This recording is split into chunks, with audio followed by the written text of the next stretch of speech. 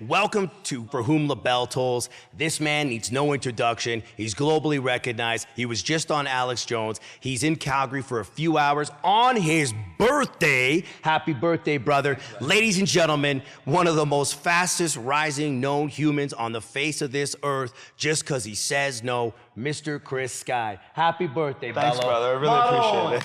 Let's get this going. Hey, let's go. Happy birthday to you.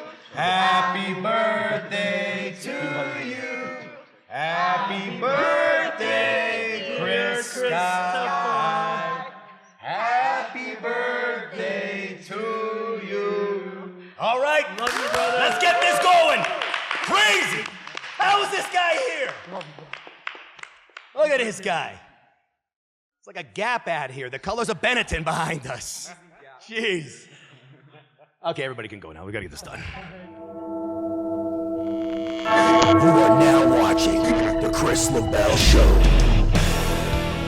Well, first off, welcome to the show, brother. Right. Thank you so much for coming, man. It's my pleasure, honestly. Man, I have to say, I have been following you vicariously for a good 18 months. Almost, yeah, it's been about 18 months. And I started seeing you pop up online. And then there's photos and there's videos. And, you know, you're at rallies and you're speaking and people are showing up and they're supporting. And then you're blowing up online and they take down off your social media. Their cops are following you. The government's following you. And everyone has all these ideas of you and who you are. My intention is to get your origin story. Who is Chris Sky? Where's Chris Sky from? How did you get from here to here? Do you know what I'm saying? Like you went from Toronto to here, your family from Italy, and you know, you're gonna be going to Rome, of course, and speaking in Rome, you're on Alex Jones. Like, you've accomplished quite a few things, and it's your 38th birthday today? It is. 38th As of like birthday. 5 minutes ago. Unbelievable, and you made time to be here. Oh yeah, I told you I'd be here. If I make a commitment, I do everything I can to make sure we'd be there. That is so Italian. That is the most like Italian thing. I love it so much. And I appreciate you being here. And that's the truth, guys. You know, there's a lot of stigma around Chris right now, but I've never met him. And I don't, you know, I'd be contradicting myself if I allowed the media to tell me who somebody is, what the media thinks Chris stands for. All I know is what I've seen and what's portrayed. But if I don't get to know the man, then I don't know and you don't know. So why don't we get a chance to hear from Chris, where Chris is from, his origin story from the beginning. No problem. Brother, What do you where do you want? want to begin? You tell me where you want me to start. All right?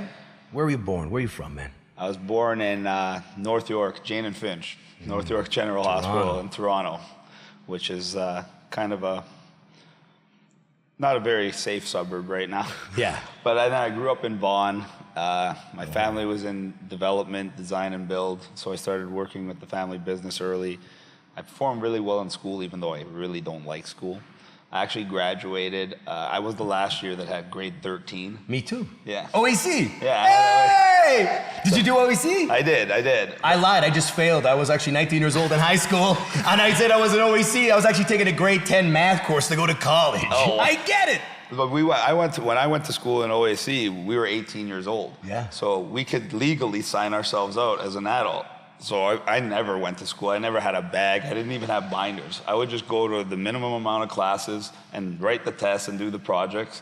And I ended up finishing the year with the maximum legal amount of absences allowed to graduate, which was about missing a third of the year. But I had almost an A+ average. No way. Yeah, so I did well in school. I had no problem doing well in school. I just didn't like the idea of the structure, being told what to do. I guess I was kind of defiant as a child. So possibly that was a pray tell of the future of your life and where you were headed and the direction you were going in. So you didn't like the confinement, the structure, the ordinance, the compliance, all the stuff that most people adhere to.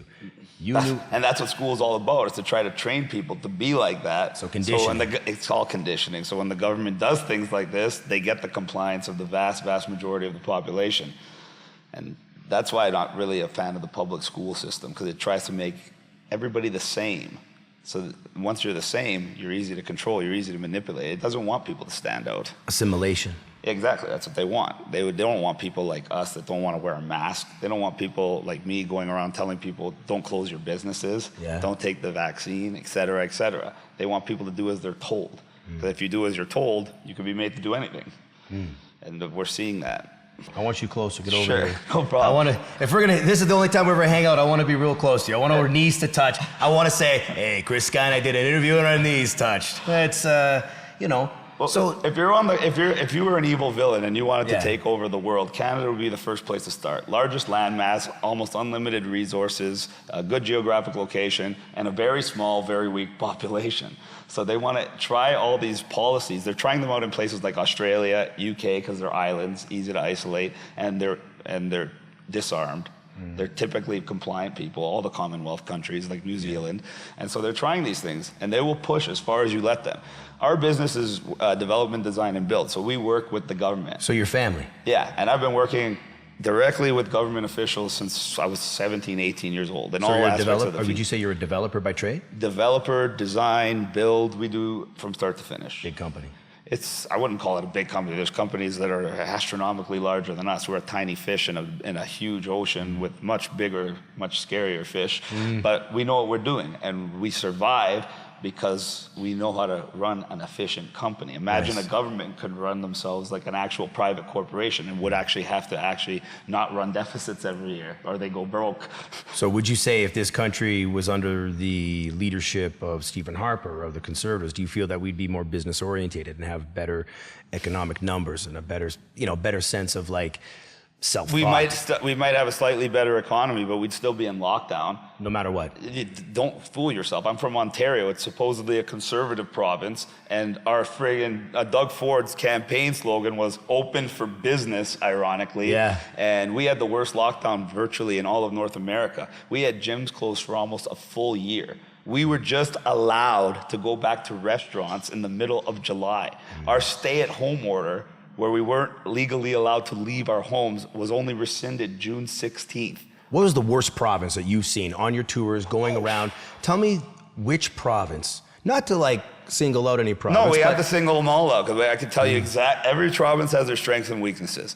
Right now, the eastern My part blood pressure just went up. I'm like, okay, here we go. Here we go. Hey, all right, here's the end of my podcast. Episode 12, shut down. Right here, everybody in Newfoundland hates me. Okay, here we go. I'm just going to tell it how it is. Sure. We're going to start from the East Coast. Now, the East Coast, and I'm talking Newfoundland, Nova Scotia, New Brunswick, and PEI, are literally like a different country right now. No way. Well, up until just a few days ago, actually up until 2 days ago, August 1st was when they finally changed it. You needed to get what they call a travel pass, papers, special paperwork, in order to cross the border into New Brunswick. So you mean to tell me that from Quebec in, or just around the Maritimes? Anywhere. They call it the Atlantic bubble, those 4 countries. So if you're in any of those countries, you could travel freely between those countries. But if you're coming from any other part of Canada, they treat it like a different country. They set up a border, and when you get to the border, you have to get this travel pass a week in advance. It takes 5 days, and you have to show an essential reason.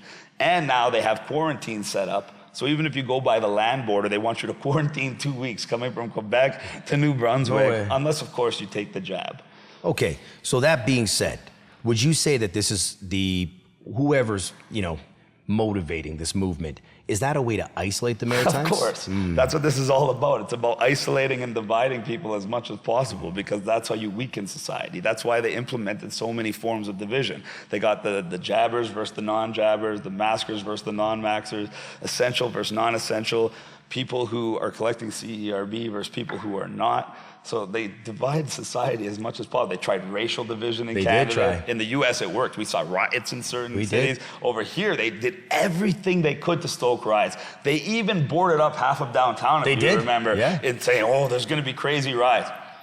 I don't think one window was broken. I don't think one rock was thrown. There was nothing. Hey, so when the Canucks lost the Stanley Cup championship, what happened? They rioted. Like that was crazy. the biggest riot in the history of Canada. They were flipping cars, fires. That was over hockey. Do you know what I'm saying? Hockey will riot for complete shutdown and for complete, forcing us to vaccinate and wear masks. We're just kind of being compliant. So do you say that Canada doesn't have the fire in their belly to stand up?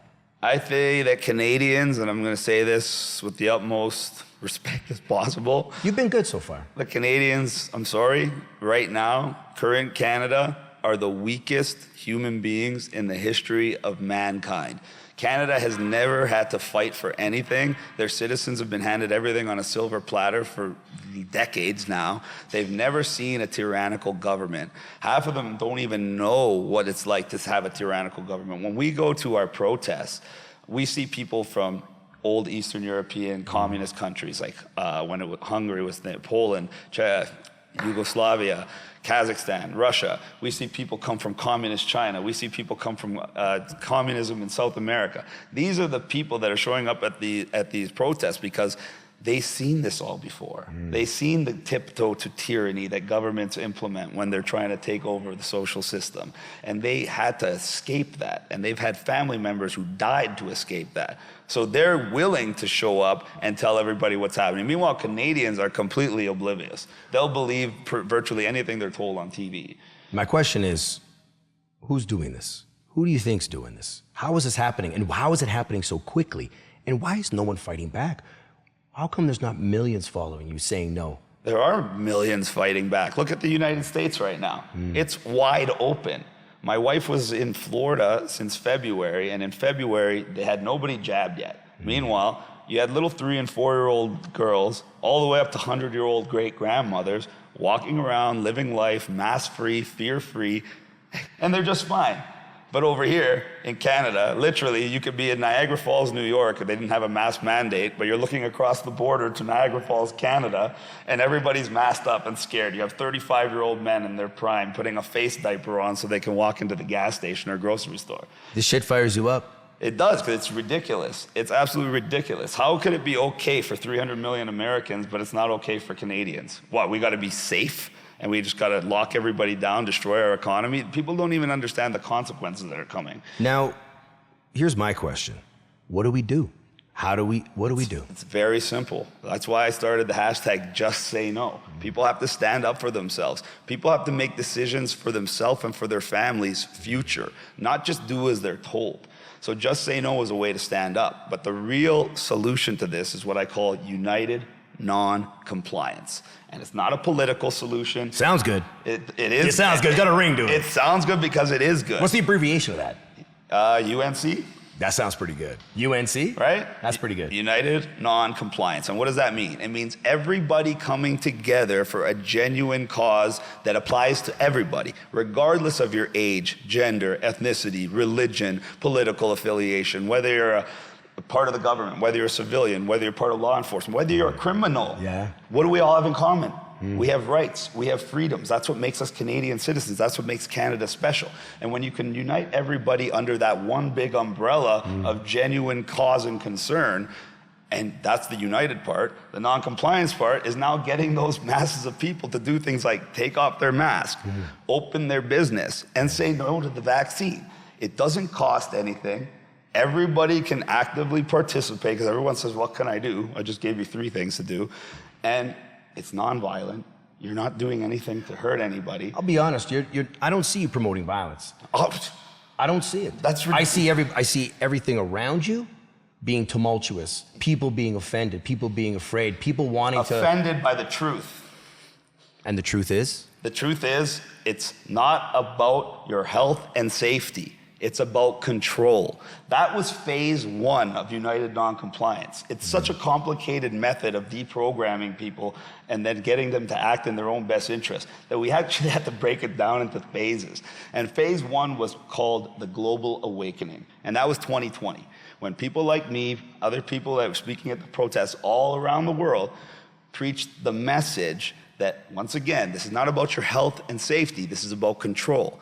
And when you can alter someone's perception from the fake propaganda that they given to scare you and confuse you, to leave you in a constant state of fear and anxiety, where A, you're unwilling to act, and B, you're gonna wait to be told what to do next. To the perception that this is about control, now all the propaganda doesn't work. And instead of the propaganda making you afraid and paralyzing you, now it makes you angry and more provoked to act. And that's what we were doing. We were waking people up, and that's what terrified them. So they tried to silence me. in many ways. They have. Oh, we can list them. They killed my Instagram that had 250,000 followers. They killed the backup Instagram that had over 30,000 followers. In the same day, I created a new website called realchrisSky.com, and I had the server in a different country so they wouldn't be able to take it down. Yeah. And it was down within 45 minutes.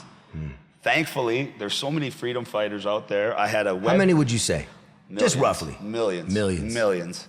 Millions. There's millions around the world right now. There's millions around the world. And the ones that aren't fighting are still awake. How and busy aware. are you, bro? I don't stop. I want to dial this down a bit.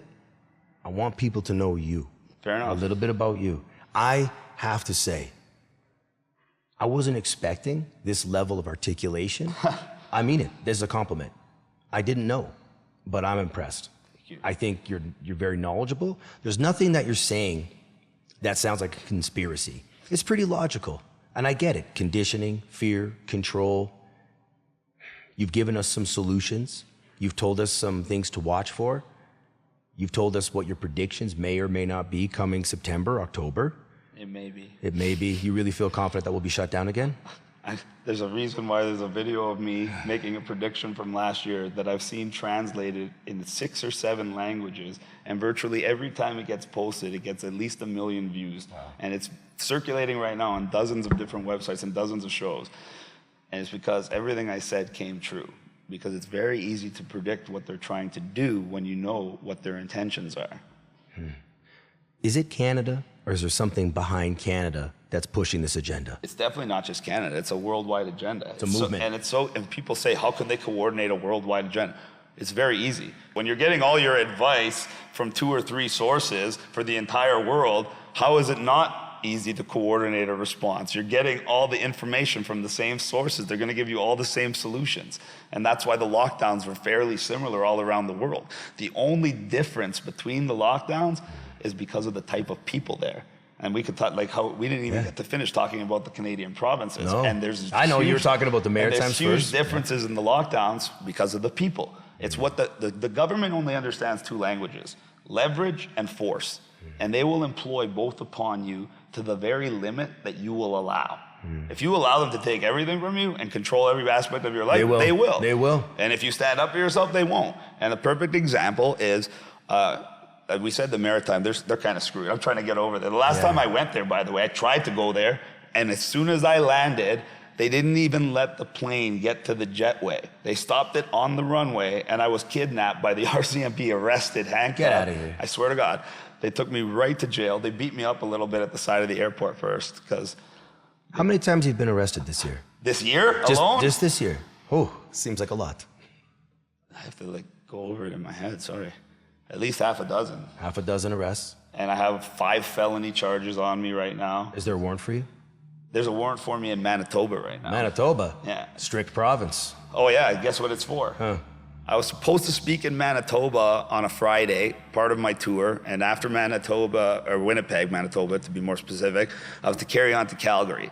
I was in Saskatchewan the day before Manitoba, and I saw a news report and a press release that they had a warrant for my arrest. Wow.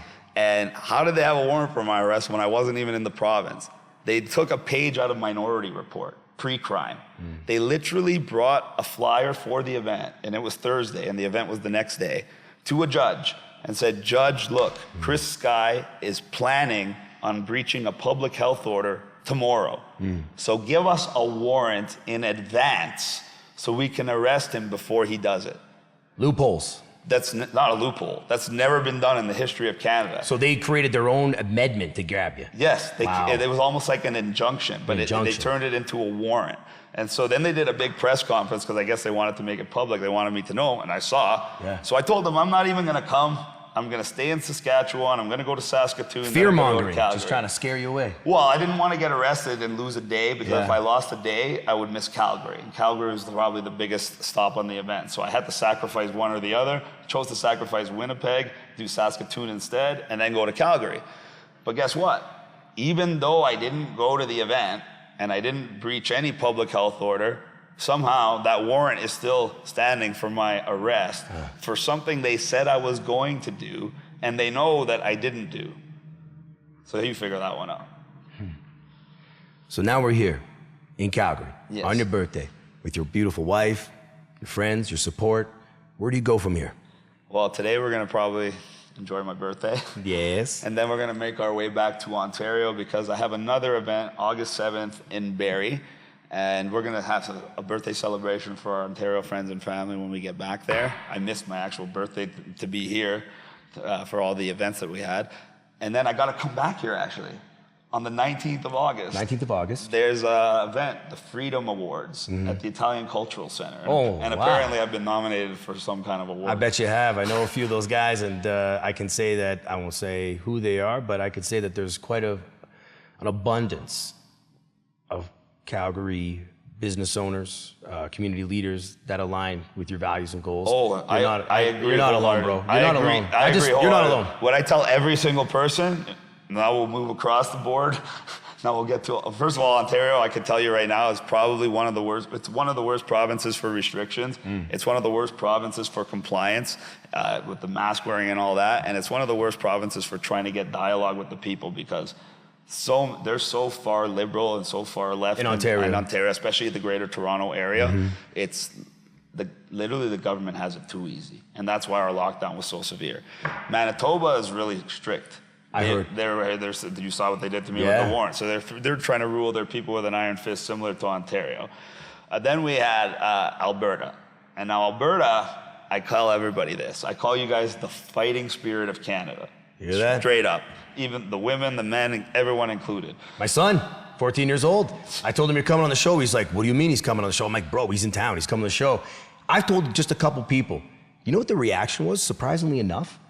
Not surprisingly enough, you probably already know. People were excited. Nobody said any of this bullshit. Like I hear this bullshit, I see this propaganda, this hate propaganda towards you. Everything's about it's an anti-hate society. We're in cancel culture. You can't say this, you can't say that, but everyone's allowed to judge you and hate you for having an opinion. So far, I've heard no profanity, no slander.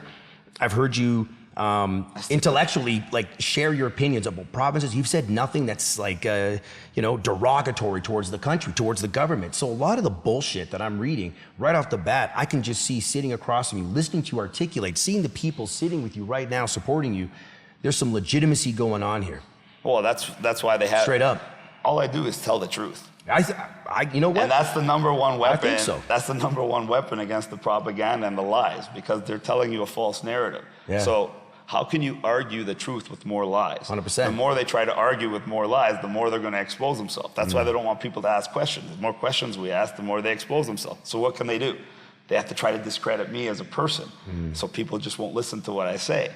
That's why the only people that don't like me are people that watch TV and have never met me. Fair enough. It's that simple. If you actually met me and spoke with me, unless you've been completely brainwashed to be 100% afraid of COVID and you're wearing 2 masks right now and hiding in your home until the government tells you it's completely safe, then you're probably going to appreciate what I'm saying. You're probably going to agree with most of what I'm saying. And you probably value freedom and don't want to have to be forced to close your business, wear a mask, or take a vaccine to go to the grocery store. Fucking A. Because that's what they're planning also for the fall. 100%. The passport. Tell us about the passport. The passport. Oh, here we go. I saw the body language. Oh, wow. There's a trigger. Yeah. I've been scares the shit out of me. I've been warning people about the passport since 2018. 2018? Let me get that to your faces, everybody. 2018.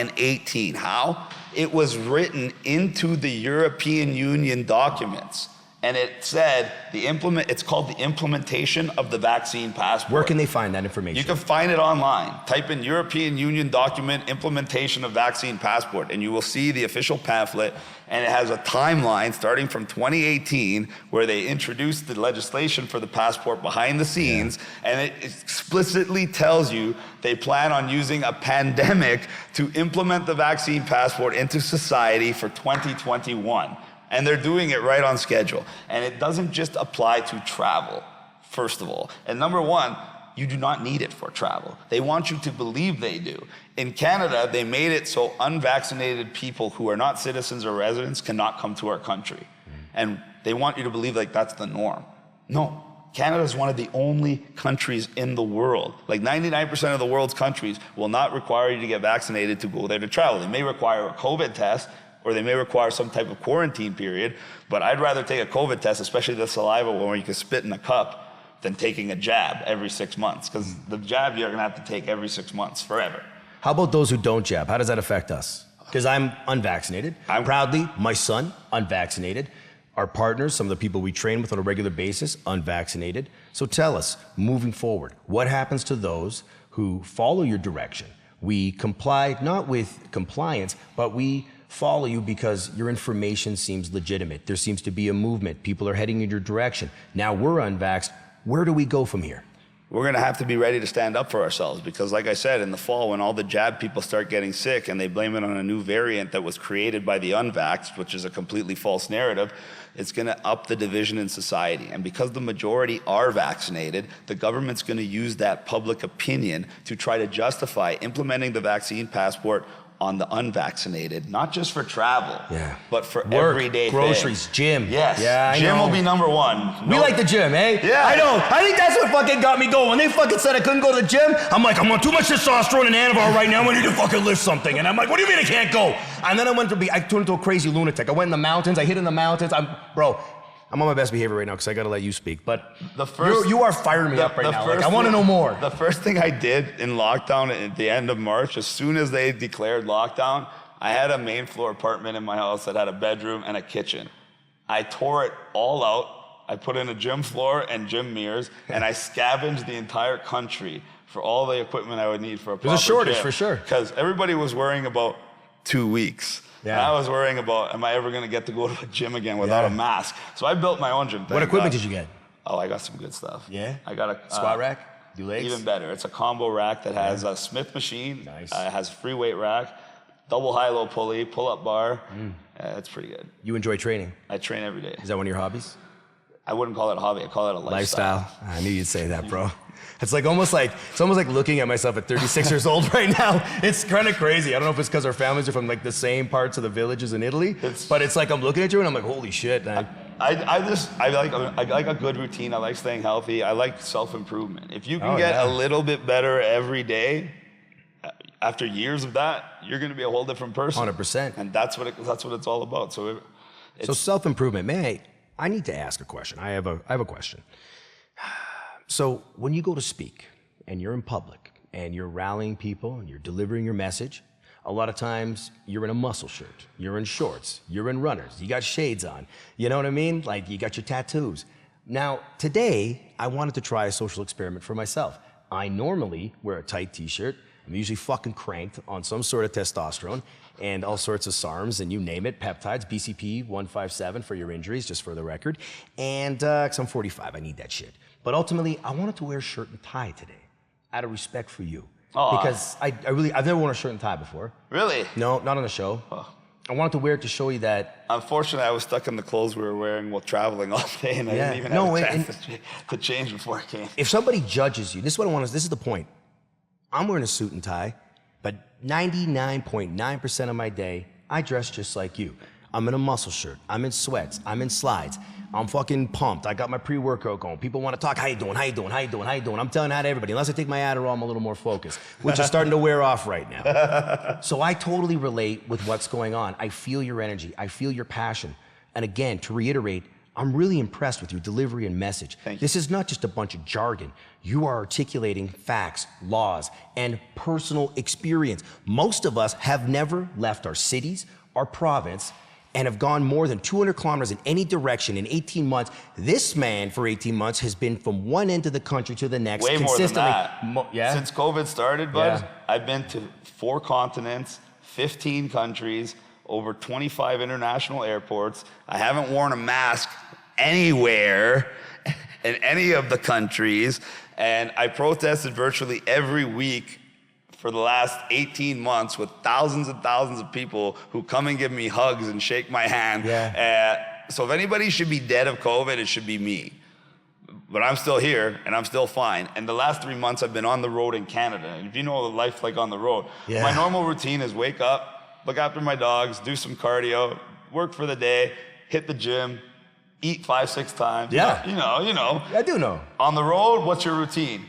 Drive all day. Tim Hortons? No, thank God I can't do it. I won't eat the fast food. I'll drive until I see a diner or something where I can get good food, even if I only eat once or twice a day. Like I just can't do it. When I go to Tim Hortons when I'm on the road, I order, it's so funny. I'm like, can I get 6 eggs, please?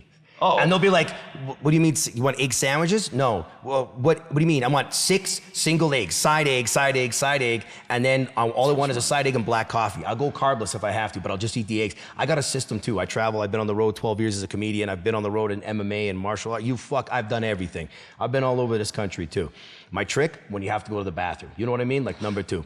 My trick when I'm on the road, I never go to a gas station. I always go to a hotel. I go in on my phone and pretend I'm about to go into a meeting, and I beeline right for the bathroom, and I do what I gotta do, and I come out, and I've been doing it for 12 years. It works, it's efficient, it's clean, it's nice, you got a door, there's always toilet paper, somebody just cleaned it. I could never go. I'd die of constipation if I have to when I'm on the road. I don't give a shit. I go to a hotel if I have to. You literally don't give a shit. I don't give a shit. This guy's got jokes too. And I don't care. That's my trick to anybody. If you're on the road, you can wait to 200 kilometers to the next city or next town, find their motel, go in, hotel. They can't stop you. This is my advice to you. This guy's telling you to save your life. I'm saying where to take a shit in the world. I'm worried. You're worried about shitting on the road. I'm worried about not getting arrested on the road. Yeah, I know. Seriously, I'm like, oh, God, I can't. I'll wait 179 kilometers to go number 2. We just got pulled over by the RCMP right before we got here. Oh, that's good to know. They were like escorting us. Did they follow you guys there? Everywhere they follow us. No kidding. When we came here, because of the war in Manitoba, a freedom fighter from Calgary, he wants to remain anonymous, he flew his plane to Thunder Bay to pick us up. Thunder Bay? Yeah, your town. It's my hometown. That's right. Okay, go on. My boy. So yeah, we had to fly from Thunder Bay to Kenora, Ontario, so then we could fly to Saskatchewan to avoid landing in Manitoba, because if we landed in Manitoba, they would have arrested me. We went live as we were flying in Thunder Bay, and I screwed up and I put the tail in, and it has the serial number of the plane, so they knew exactly where we were and what plane we were on. We landed in Kenora and we start refueling. Thankfully, it's a small aircraft, so we refueled fast and we get back on the runway. Just in time, it looks like a scene out of Con Air to see all the cops speeding down on the SUV. I swear to God. How many? Like 2 or 3 SUVs. That's enough. Yeah, and I don't know what they were doing, but we just looked at the guy and we literally just took off. So they couldn't stop us that time. But the last time we came here, it was when I was trying to come to launch my book. And I think my book scares them more than anything. Oh, you got it. I came prepared. Here's your book, bro. It's appropriately titled "Just Say No" after the hashtag. Show that camera right there. I give you your own camera, by the way. Oh, thank you. I don't have one for me. So this is it. The cover was designed by in a contest, by the way, that I did on my Telegram, and I'm really. Who designed it? A wonderful woman. I'm going to be presenting her actually August 7th in Barrie. Nice. Yeah, she won. It was like a contest, so she's going to win $1,000. She won $1,000. It's artistic. I like it. It's modern. It's artistic and it makes sense, and it has the Canadian and the American flag. Because this isn't a Canadian problem. This is a problem where we need unity. And this book scared the hell out of them, because just like they can't refute what I'm saying, my book is made of 12 hours of me speaking on this pandemic and every fact I could possibly put in there to help people understand it, help people become stronger, help people stand up for themselves, help people understand how to fight back, the solutions, and help people understand where this is gonna go. Because when you know their intentions, it makes it a whole lot easier to fight back. And they were so scared of this book coming out, because you can call me whatever you want. My words are right here. You can't twist my words when they're written in a book. Nice. So as soon as somebody reads this, it's like having a friggin' 3-day conversation with me. Anybody that does that is gonna be deprogrammed. They're not gonna believe the propaganda, and they're gonna be a freedom fighter. They're gonna be on our team. So what did they do? The day before I was supposed to go on tour, they arrested me. They charged me with 5 indictable offenses, which are felonies. What are the charges? 3 counts of uttering death threats against public officials. 1 count of assault with a deadly weapon on a police officer, and then 1 count of dangerous operation of motor vehicle. They made me sound like a psychopath. Why don't you tell us what happened? I can tell exactly what happened. And did you see the ad for it? They had me on the cover of the newspaper like this, with this picture like this, and then this big picture of a scared-looking Doug Ford in the background. It was like, they try to kick the shit out of you online. Oh my God. Worst, like the worst photos. Like you're not, like it's just, they're trying to bury they you. try really hard. They do. They try really hard. And then my lawyer even told Z, you saw Z back there before, he was the one that was gonna bail me out, because I needed to get bailed out, because I still wanted to do the tour, still wanted to launch my book. So my lawyer told me, based on the charges, he's like, Z, it's gonna be like 150, 250 grand to bail Chris out. Wow. And Z said, no problem. I trust Chris. I'll do whatever it takes. I'm like, thanks, bro. But I tried to tell my lawyer, I'm like, I didn't threaten anybody. I didn't do anything. So their evidence is going to be so flimsy because it's all politically motivated that there's no way that's going to be. Does the bail go back to the guy who bails you out? The bail, they try to set a bail. The Crown will look at it, and then the judge will approve it. So if the Crown thinks it's because the cops will tell the Crown if they want a high bail, low bail, and then the Crown will suggest one, then the judge has to approve it. And they have to take the evidence into consideration. The only evidence in this case was a man by the name of Rob Carbone. Carbone. Yeah, he was the supposed leader for the Republican Party of Canada. And he was passing himself off as an international banker, billionaire, like basically Canada Donald Trump, the man with the money and the connections to make things happen. So I gave him a chance, and I started working with him. And he hired a campaign team that was very impressive. And I started working with them for about 5 weeks until they told me that none of them had gotten paid. Then I found out he didn't pay his web guy. He didn't pay his merch guy. And I found out he's basically a con artist, a liar, a scammer. He didn't have any money. He didn't in the banking world. And I found out he actually got a retired guy who got 25 grand for his retirement, and he convinced him to wire him $15,000 for an investment. And I had all the correspondence. I had the actual wire transfer because this gentleman knew me and called me asking if I should trust Rob. I'm like, well, what was the investment? And he couldn't even tell me what the money was supposed to be for. So I'm like, that sounds pretty shady. So sure enough, I called Rob and I accused him of the fraud, and I showed him the evidence I had, and I said, I don't want to be associated with you. In fact, I'm going to go public with this to expose you. Wow. So Rob called the police and said, I threatened to kill him. I threatened to kill Doug Ford and I think Jason Kenney. So that was the 3 counts. And Jason Kenney's been doing a pretty good job here in Alberta lately. well, I don't want to I don't know who the third person was. I think it was Jason Kenney. I know for a fact he said himself and Doug Ford. Yeah, I didn't react to Doug Ford. I'm just saying. You know what I mean? I didn't bat an eye at Doug Ford. I just want to say it right. But the only evidence is he said, and he called them on I believe it was May 19th when I got arrested. So he called them on May 19th. And the evidence was him saying that I called on May 12th and said that.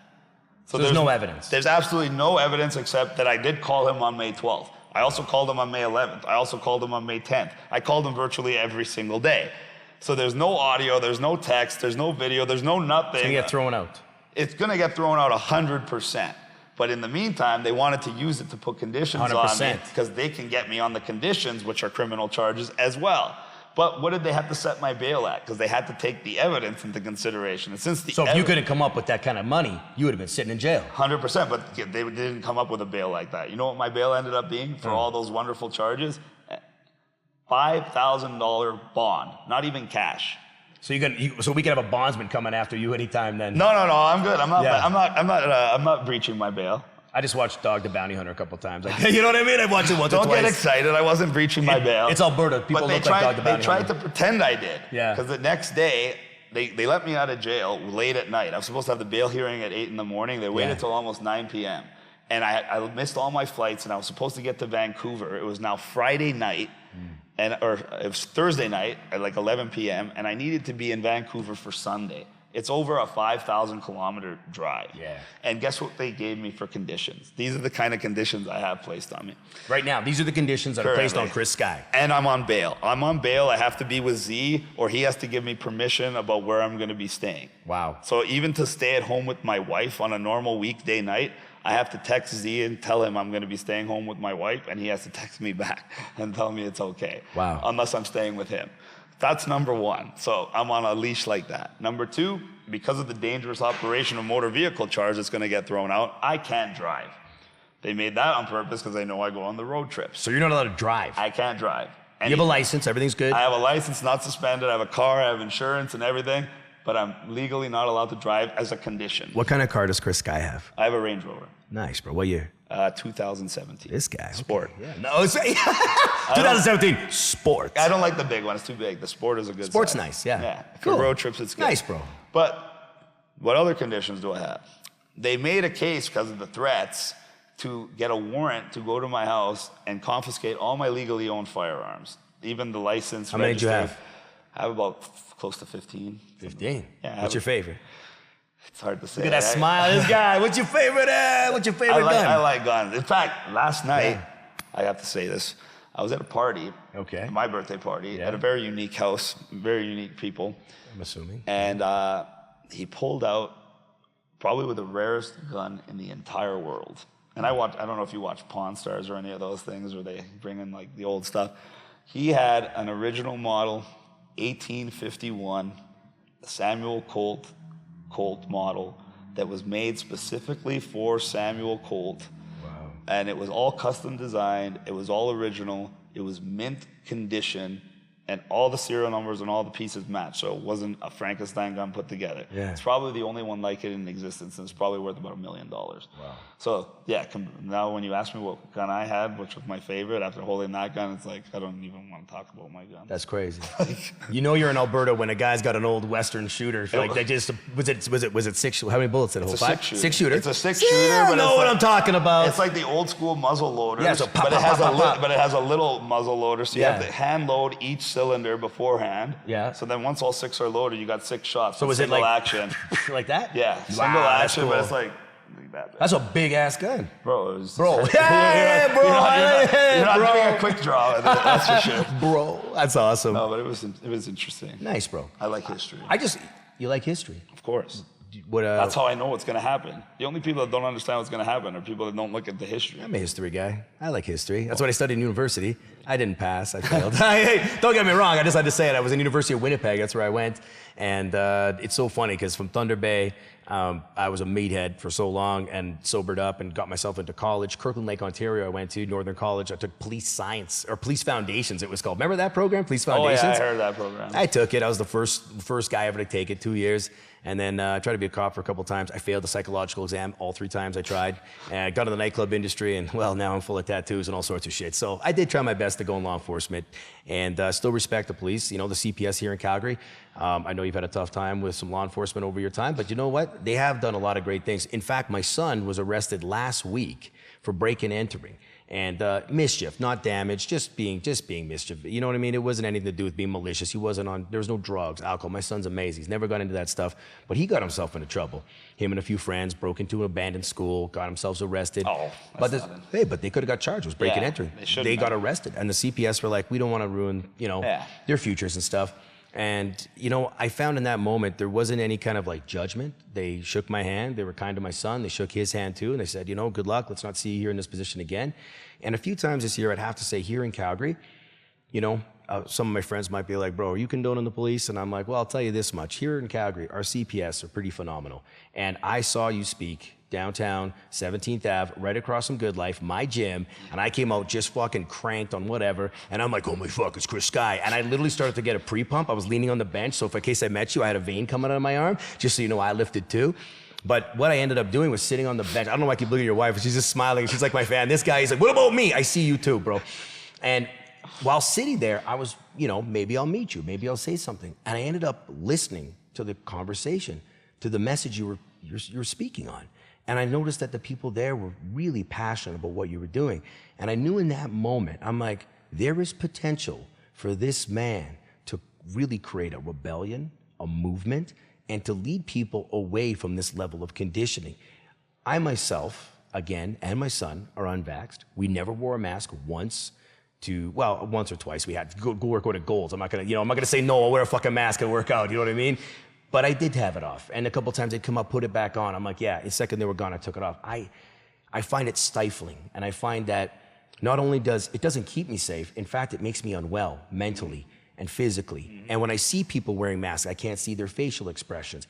We're becoming, it's like a mode of automation. It's a way to isolate. It's a way to stop communication because they want everybody to comply. If you got people talking, people are going to talk about the things they don't like the masks, like the restrictions. But if you keep everybody shutting up and not talking to each other, then they're not going to fight back. Why are people wearing it? Why are they wearing the mask, bro? Because they're scared. They're scared of the social stigma. They're scared of the government response. This is why. Here's a perfect example of how good it works to isolate people. they made it a rule so parents can't get out of their cars and they just have to drop off their kids at school and they have to show up with a mask on and everything else, even in their cars, to show every other parent that they're complying. So any parent that doesn't agree with it thinks like they're a psychopath and they're the only one. That's why they don't want you talking. In Ontario, they go so far as on the subway, they have a little stick figure thing, and it shows you, first, two people sitting in the chair just like we are, unmasked and like facing each other like this, and it has a big X on it. Then it shows the two people facing each other talking, but now they're masked up, and it has like a line, like this is okay. Then the last one, it has the two people facing away from each other with the masks on, and it has a big check mark. So they're literally telling you that not only they want the mask on you, they don't want you engaging with each other. And it works. It does work. Walk down the street, walk down any street, see a group of masked people. They're gonna have bad posture, they're gonna have their head down, they're not gonna be talking to anybody, they're gonna be walking like this. Then look at somebody's group without the mask. They're gonna be vibrant, they're gonna be smiling, they're gonna be talking. Living. Exactly, imagine that. When somebody tells you the only way to live is to stop living, that's when it's time to start making your own decision. I capiche. And I heard this from, and that quote didn't come from me, that quote came from a 75-year-old man, and he said, how many years do I got left to live? How many years are you gonna tell me to stay home? And say the only way to live is to stop living? He's like, I'd rather live my life now, and if I get sick and die, at least I'm living my life. I don't wanna stay at home and just wait to get sick and die. So ultimately, it's all about choice, reality. So here's what I think. Here's what I'm hearing.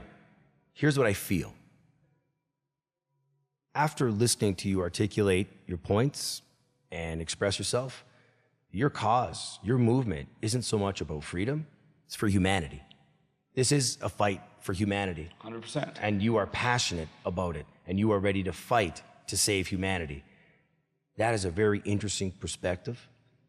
Let me ask you, if push came to shove, what does it look like when the government comes in and people start to rebel? I don't want to be in my house. I don't want to wear this mask. I don't want to be vaccinated. What is going to happen?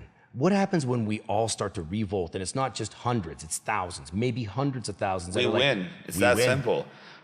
BC opened in May 25th for all of the businesses. You know why that happened? Because in April, when I started one of my first tours, I went to BC, and phase 2 of United Non-Compliance, we went over phase 1, it was waking everybody up. And that's what happened. And by waking everybody up, I mean the evolution of global consciousness to understand that this is about control and not about safety. And when you elevate to that consciousness, you can go on to phase 2, which is taking action. What can the individual do at the ground level to make a difference? So I went to these big protests with thousands of people, and I broke them off into 4 groups. The small business owners, because they're the most important. They are. They're the #1 target of this. They are. Because our economy relies on small business. 100%. 97% of all our businesses are small businesses. 70% of all the jobs in Canada and the US are associated with small business. And we lost almost 30% of our businesses. I'm a part of that. Yes. I lost everything. Everybody knows somebody that lost a lot of money in the businesses. And why do they want to close your business? Everyone says, why would the government want to destroy their own economy? Does the government lose out on money? Do they lose their jobs? Do they lose their paychecks? Do they lose their bonuses? Do they lose their livelihood? No, you did. And then they pay themselves with your tax dollars. And if they don't have enough money to pay themselves, they'll just raise your taxes. And they even gave themselves a raise during the pandemic. They did. Exactly. But what happens to you when they close your business? You are independent. You are a member of the private sector. You are adding to the GDP. You are creating employment. So you and everybody that worked for you was independent. Not only could you just say no to the government because you stood on your own 2 feet, but the government served you as it's supposed to. What happens when they get rid of your business? They get rid of your job. Now you're depending on the government. And they'll give you a CERB check, which they're going to call Universal Basic Income pretty soon, and try to give to as many people as possible. Why? Because now when you depend on the government no longer serves you, it rules you. And if they rule you, they can say things like, take your vaccine or you're not getting your CERB check, and then you can't feed your family. And that's what they're doing. They're taking financial control over you. The vaccine passport is to take control of your rights and freedoms. When you have rights and freedoms that are God-given, how can the government take them away? By telling you, that now their government granted privileges predicated on you taking an untested, dangerous inoculation multiple times a year until they say otherwise. So when you combine those two things together, that's a method of control on every aspect.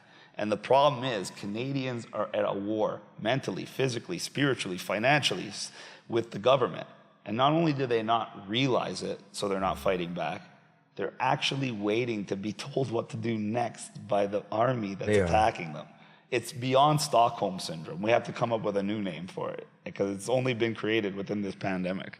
Our spirituality's definitely been damaged by this. Oh, Think about this. Prior to COVID, prior to all the regulations, people were saying words like manifestation and infinite intelligence, and people were feeling this sense of belonging and spirituality. People are using sage all of a sudden, and people are cleansing, and people are living a better lifestyle. People were getting along.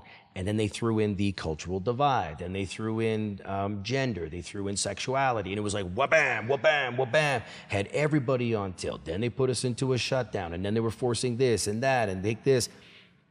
We are in a time, it's tumultuous. Nobody knows which direction to turn. They're making you a scapegoat. All you're literally doing is sharing information with society, with our country, the way you articulate it, right? You're not sitting up there with propaganda and signs and a podium and dressed in a shirt and tie. You are there with a speech written for me by someone else. Some guy wrote your speech. It's just you. And you're speaking from the heart because what you're doing around the world, you're doing right here on this podcast. And I think what you're doing is highly brave. And I knew that if I had you on the show, I wasn't here to throw you under the bus like everyone else has.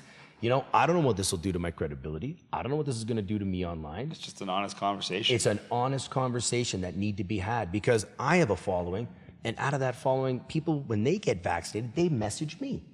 Hey man, I got vaxxed. Like, okay, like, why are you telling me? It's a confession. Like, I just, I didn't want to. I wanted to travel. It was for work, or I just, everyone else was doing it. And I'm like, and what's wrong? I wish I didn't do it. Every person who's been vaccinated in my network, for some reason, wants to confess to me that they did it and they regret it. Some people are telling me that they're having some mental disturbances and health issues from the vax. A lot of people are telling me A lot of people, and it's mostly mental. I find a lot of people are suffering from some mental conditions, mood instability, anxiety, restlessness, insomnia. And there's people that are actually having physical problems, fatigue, muscle soreness. I personally, I think there's a placebo effect here. I'm with you. I think it's more about conditioning. You get one guy like you out there, rebel rousing as they call it, and creating a change. You were on Alex Jones, one of the most famous rebel rousers in the history of mankind. Well, in the last 20th century. Why don't you tell us that experience about Alex Jones? Oh, it was like my 7th time on the show. 7th time in? That's probably a few months. No way. They put me on quite a bit. I think he wants me back on tomorrow, and he wants me on War Room on Thursday with Dr. Jane Ruby from Miami. We always got a lot to talk about. This is like the first time in history where things are happening so quickly. Very fast. That virtually every week there's something to talk about. Because I told him, I'll go on your show whenever I have something to talk about. And then virtually something keeps popping up, so they want me back on the show. And I love going on the show because he's got a great platform, and he was actually the person that woke me up when I was a young kid. No kidding. Around 9/11 time, because I was an 83 baby, so 9/11, I was only a kid. I was still in grade school. I was in university. By the time I was 14, and it was pretty easy to understand what was going on. I watched one of his videos on it, and that's what woke me up. So I've been following him for over 20 years. So I've always wished I could be on his show. So the fact is he still close to Joe Rogan? I know he was on the podcast just a little while ago. So yeah, they definitely still talk. What are your thoughts on Joe? Honestly, he's got a humongous platform, and I like that he told people not to take the jab. Like he said, if you're young and healthy, why would you take it? And it makes perfectly logical sense. You're talking about a virus with a 99.9% survival rate for the vast majority of the population.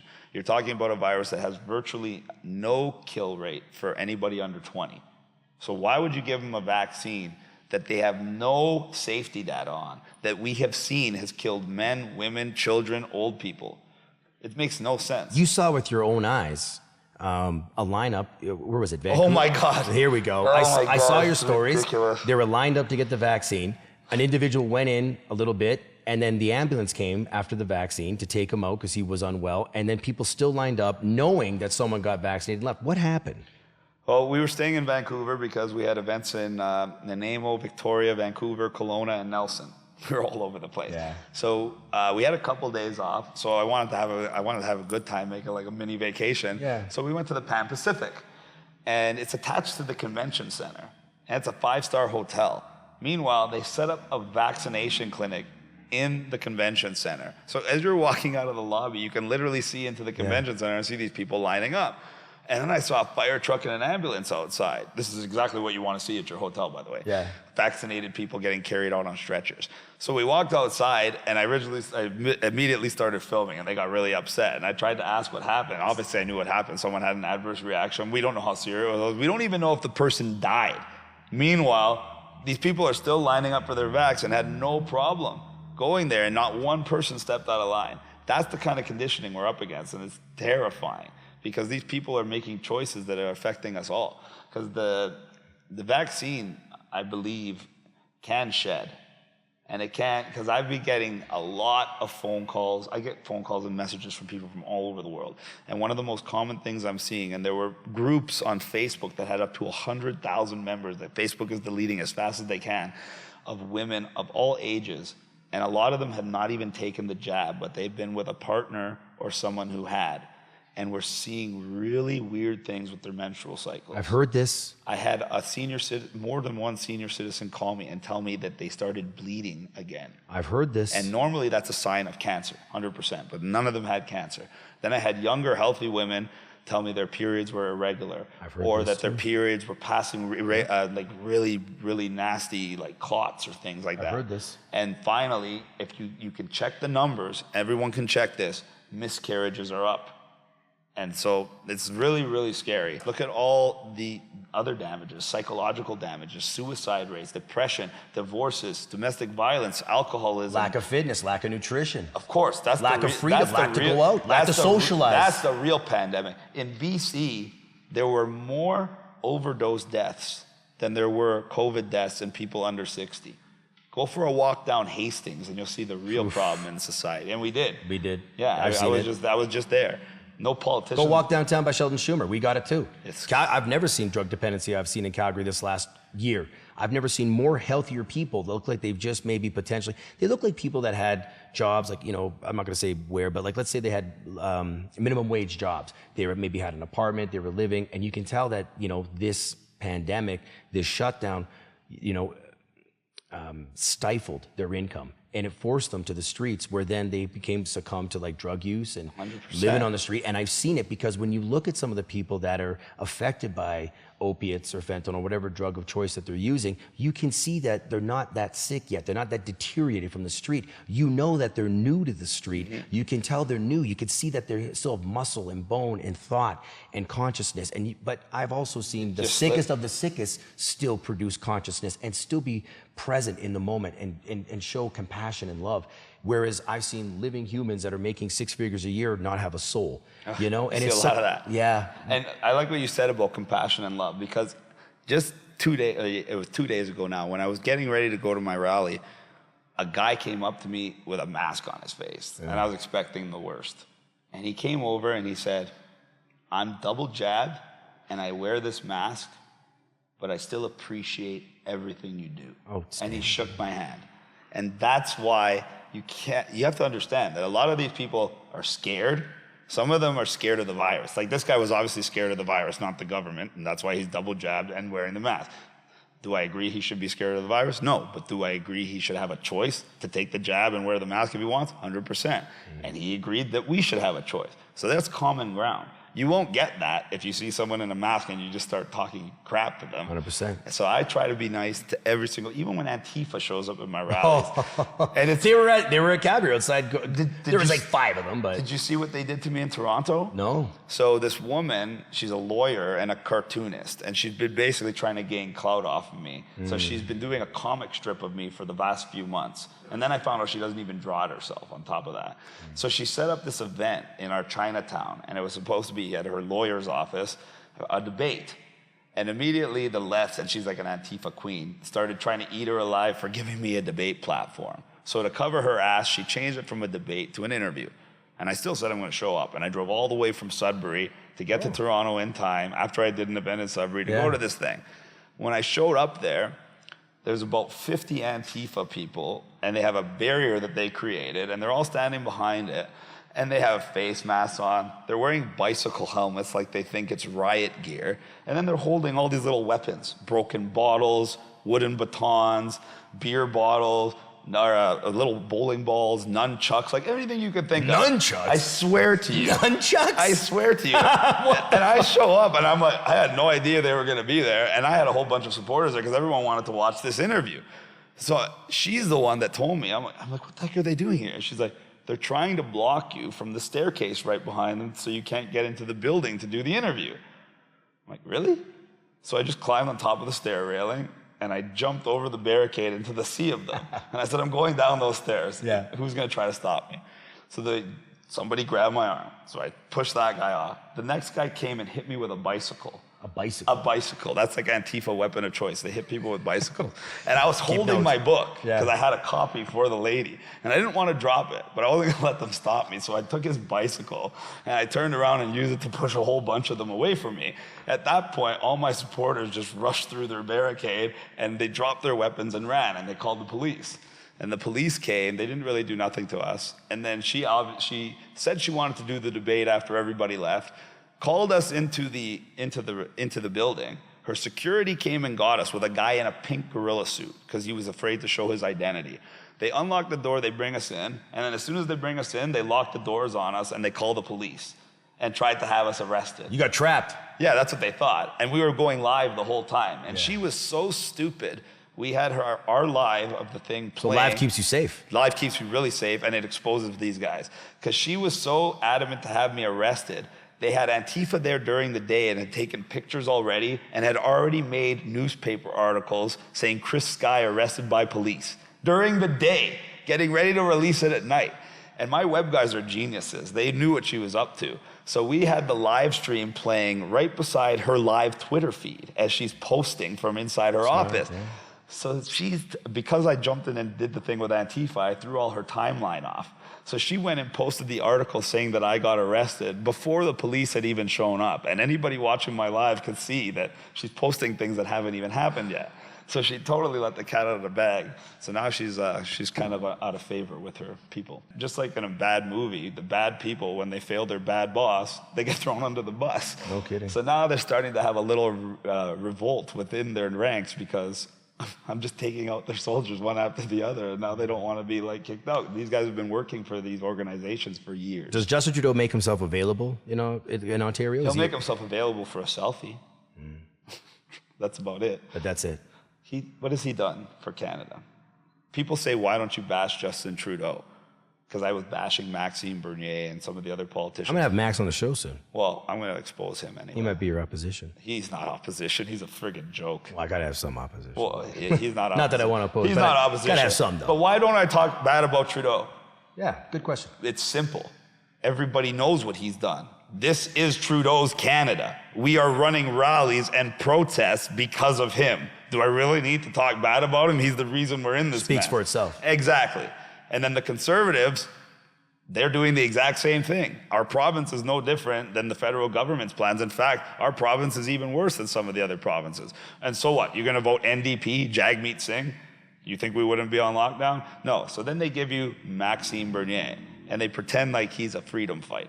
Why do they want to give us a political option? Because it pacifies the real freedom movement.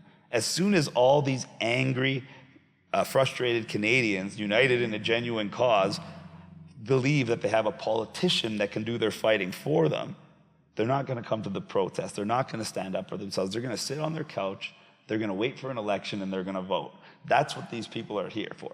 And Maxime Bernier is not a freedom fighter. They're not honest people. It started, I tried to give them a chance too. And every time I try to give a politician a chance, all they do is expose themselves. And they invited me to go speak in Ottawa at the Supreme Court. It was a late invite because I was on the conditions where I couldn't speak in Canada. June 16th, that was rescinded. My lawyer spent a week checking things out because this has never happened before. And a week after that, he said, you know what? You're probably good to speak in Ontario now. They were hosting the big Canada Day event. It was being hosted by Randy Hillier's group No More Lockdowns in conjunction with the Liberty Coalition and the PPC party. So a friend of mine, Kelly Ann Wolf, and she was organizing a similar event that day at Parliament Hill, and they were all connected. I said, I want to speak at the Supreme Court. Ask them. She sent an email to Randy Hillier, June 27th, saying Chris wants to speak at the Supreme Court. June 28th, Randy Hillier's group, No More Lockdowns, emailed back, yes, Kelly, Chris can speak at the Supreme Court. June 29th, we made a flyer with my name on it saying that I was going to be speaking at the Supreme Court, promoted on every social media platform, live shows, events. Millions of people got the message. Thousands of people showed up there. I drove 5 hours to Ottawa. We got a flat tire on the way, had to replace it myself on the highway because if we waited for a tow truck, we would have never made it. You're Italian, you save money, did it yourself. I just wanted to save time. Yeah. If I had someone there that could have paid to do it faster, I would have done Yeah. it, but I couldn't wait for a tow truck. So we changed it, we got there. Now, the only thing they didn't tell me was what time I was going to be speaking. I don't care what time I speak, except in this case, a man by the name of Stu Peters, syndicated talk show host from Minnesota, international platform, number 4 watched political podcast of all time. I just saw it on the list. Yeah, on Apple Podcasts. So he's got a very broad audience. And he wanted to live stream my speech that day for the Americans. Obviously, I wanted to do it. So when I got there, I walked up on stage. I saw Mark Friesen, who's a freedom fighter, but now a politician for the PPC. And I simply asked him what time I'd be speaking. And he's like, oh, Chris, well, here's the thing. We had an internal risk assessment. I said, who's we? And he didn't want to say. And I said, what's your point? He said, well, we decided it's not in our best interest to allow you to speak today. I said, excuse me? I just got an email invitation 3 days ago. I just promoted the hell out of the event. I just brought all these people here. I just drove 5 hours, and now you think you're gonna steal my supporters, hijack the freedom movement to bolster your own political campaign? No, that's not gonna happen. So I got pissed, and I told them, there's 2 options. I speak next, or I speak next. And they're like, what do you mean? I said, well, either you let me speak as we planned, and everything will be fine, or if you try not to, I'm going to take this megaphone, because there's a megaphone, and I'm going to go on the Supreme Court steps, and I'm going to ask the crowd if they want me to speak. And I'm pretty confident enough people came here to hear me speak, and they don't know to do that. And I said, well, aren't you the People's Party? They said, yes. I said, well, shouldn't the people be allowed to decide who they want to speak? And they said, no. I said, well, too bad. So I asked. They said, let Chris, the crowd chanted, let Chris speak. Got to speak. Halfway through my speech, as soon as I started talking about united non-compliance, they cut my microphone and immediately got a choir to start singing over me, to the point where the crowd had to holler and boo, make them stop singing and let me finish. Now, why did they cut my mic there? United non-compliance is a non-political solution. It gives the power to the people, which makes the politicians irrelevant and which makes their little hijack movement irrelevant. So none of the politicians want me preaching that. They don't want to be the one to save you. But in reality, they just want to be the one to manage the takeover. They don't want to save you. In reality, you have to save yourself. And they don't like that message because A, it works, and B, you don't need them. And if you don't need them, like a parasite, they can't exist. And how can I prove that I'm correct? The United States is open, not because they waited for a new Donald Trump and a new election, even after Joe Biden said, if you don't get jabbed, you're going to wear masks forever. Yeah. Meanwhile, what did they do? They took off their masks, they opened their business, and now the states are wide open because the people stood up for themselves. And that's what we need to do in Canada. There is no political solution to tyranny.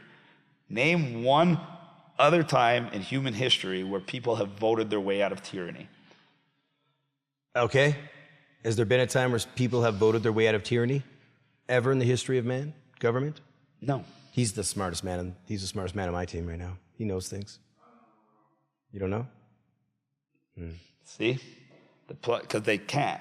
So if you had... And I want to talk about Maxime Bernier, because they tried to say that they didn't want me to speak because I had questionable history. And what they're alluding to, and this I want this out in the public because I've been defamed for this for the last 18 months, are charges, criminal charges for a man named Chris Sakocha, which is my name. But it's not me. There's another Chris Sakocha in Toronto who's 4 years older than me, has a completely different birthday, whose father is dead, who's unmarried, and he has a laundry list of charges from like cocaine charges, heroin charges, gang charges, gun charges. So they try to pretend that's me to discredit me and try to use that as a justification for not wanting me to speak. And now, when that got disproven, they went so far as to say I manufactured fraudulent emails. So now I'm going to have to sue them for defamation and make them make a public apology. And why did Maxime Bernier do this? Because they know that I'm the only one that, in reality, if there was an election tomorrow, I have the best chance of beating Trudeau out of any of those people. Why do I say that? I actually had a phone call from one of the highest paid political strategists in North America. This is what he does for a living. And he ran a computer simulation where they ran me against Justin Trudeau in a federal election for prime minister. And what they found was that I pull support from the liberals, all the people that don't want mandatory vaccines or vaccine passports, because there are liberals that don't agree with that. There's liberals that don't want the vax? Well, you saw that they don't want you to have to take it. There's liberals that don't agree with the mandatory part. Most of them will agree with the vaccination part, but a lot of them, even if it's 10% of them, don't agree with the mandates, then they're not going to vote with Trudeau, who wants to mandate it. So they gave me reasons why I would pull a percentage from virtually all the political parties, a little from Liberal, a good amount from Conservative, PPC, Independent, obviously, and then even a little from NDP, not so much Green. But the big factor was the non-voter. People like me that have never voted in their life because we're not susceptible to government propaganda. If they give us 4 choices of crap, I'm not going to choose a piece of crap that I think is the least disgusting. I'm going to tell you I don't eat shit. You actually think that votes make a difference anyways? They sit there and count their votes and tabulate votes? If I thought it would, I would have voted. For demographics, if there was ever a candidate that actually deserved my vote, I would have cast one. Who would you vote for if you had a chance? I wouldn't have voted for anybody. Who would you rather lead this country? Who would I rather lead? If you could choose a leader, who would it be? Me. No, it's fine if you want to think you run the country. Well, I'm saying it because of the poll. The poll said that I would engage the non-voter better than any other actual political candidate because I'm not a political candidate. And the non-voter is the demographic that makes up a higher percentage of the population than all the other political party voters combined. So you would motivate the non-voters just because I recognize that guy, I know this guy, they're going to draw to the polls and vote for you based on this compilation. Well, because they know that I'd be the one to end the lockdown. And once I've ended the lockdowns, if I was put in, I can't end the lockdowns. I can tell the people to end the lockdowns. Because what you're doing now. Exactly. And if I got onto a platform that I was actually running for office, then they have to have me on mainstream media, then they have to have me in actual debates, and then I could push that message and absolutely eviscerate them. And when that would happen, we would win a landslide victory. And the lockdowns would be over, and the people would vote me in because then we could move on to phase 3 of United Noncompliance, and that's my favorite part. Are we in phase 3? No, we're in phase 2 right now. I feel we're in phase 2. Phase 2 is taking action, and we've begun to take action. There's lawsuits coming. There's people doing maskless shopping. We had, in BC, when I organized the small businesses... Kelowna's back to masks, though. Yes, and that's why I went to warn them, and they tried to tell me I'm crazy, restrictions aren't coming back. Because they were living loose there. And I did this whole tour to warn everybody that the restrictions are coming back. And to add insult to injury, the day I went to Kelowna to talk, they reinstituted the mandatory mask. How convenient. So if we're to close up this podcast, because it's late, it's getting the wee hours of the night, this was an opportunity for us to connect on your birthday. All your team are sitting here patiently waiting to celebrate with you. If you were to leave this audience with a lasting message, if this was the last chance you could speak, this is your last opportunity to share a message, the last one, what would you say? Ladies and gentlemen, you have one responsibility in your life as a Canadian citizen besides looking after your children. You have to leave the country in a state where the next generation has equal or better opportunity.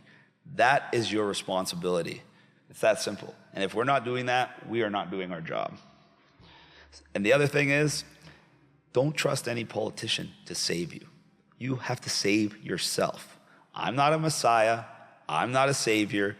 You can call me a leader, but I lead by example. I provide you knowledge. I provide you inspiration. I provide you courage. And I show you what to do to get the results you need.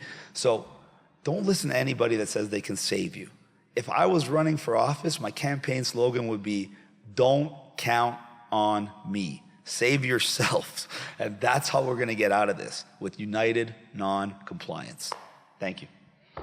Ladies and gentlemen, with that said, I feel that this first opportunity to have Chris Sky in a, non-public setting, private, one-on-one, just to have a conversation, to see what he's about, I think this was a great opportunity for you to learn about a man that has been traveling all over the world, preaching the same message. He's been on Alex Jones. He's been in the news.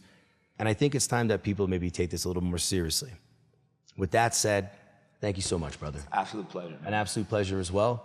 And again, I'm not a journalist. I'm a comedian. I'm a comedian that just wants to get to know people and know what makes them tick. And that's what For Whom LaBelle Told is all about. And I really appreciate you coming once again, bro. Cheers, bro. God bless.